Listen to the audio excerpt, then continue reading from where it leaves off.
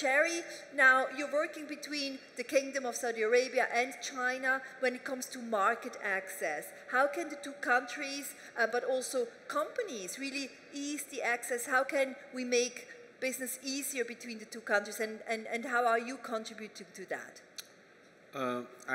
I really have some experience because only last year we received more than 2,000 delegations. 2,000 delegations? And how many are you in your team? In the local... You're a busy man. Yeah, we have 30 people teams. But wow.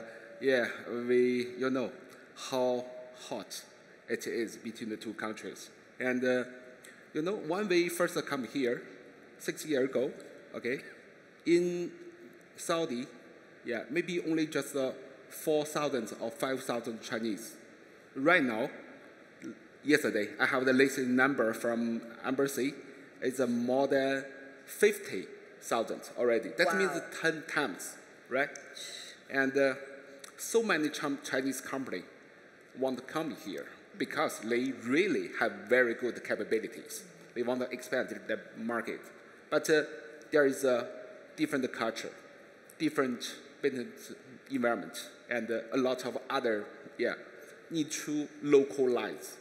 So from our eyes, actually we already try our best to invest and support, but maybe only cover 1%, 2%, or 10%. How about the other guys? So we support, align with different authorities and others to launch some platform, just like we raise Saudi-China Industry Park. Through this park, we preparing different kind of soft solutions to reduce the entry barriers. And there is a lot of maybe similar company, they have experience how good to sharing with others. Maybe that will be more, efficiency to all of the Chinese company. This is the one thing. Another thing is, of course, we will localize ourselves first because 5 years ago, actually, we working in India, actually, in that time for 4 years. And no matter in India or in Saudi, I think more than at least 50 of our colleagues is a local guy. Yeah. So we need to learn how good, working and how good to living in a new country. Once you have convinced, once you know all the, know-how, and you can support them, because, there's a different mechanism, right? And how could fix the gap?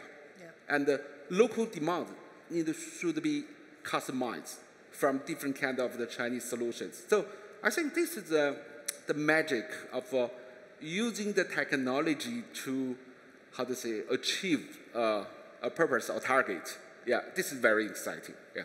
Two very important points that you mentioned. First of all, of course, China is famous for those industrial parks. I visited the Suzhou Industrial Park, for example. So if you can also use the same strategy here in the kingdom, I think that would be very beneficial for the local economy. And then second, on the softer communication skill level, we really need to make sure there is integration, there is mutual learning and cultural understanding as well. So if we work together, we can achieve that. It's always a win-win situation after that.